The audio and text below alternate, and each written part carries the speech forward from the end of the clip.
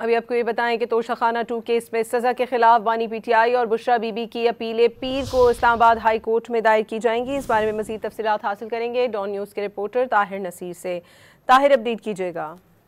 जी बिल्कुल, देखें तोशाखाना 2 केस में बानी बीबी और बुशरा बीबी को 17 साल कैद की सजा इस्लामाबाद के स्पेशल जज सेंट्रल ने सुनाई थी। इन सजा के खिलाफ अपीलें तैयार कर ली गई हैं।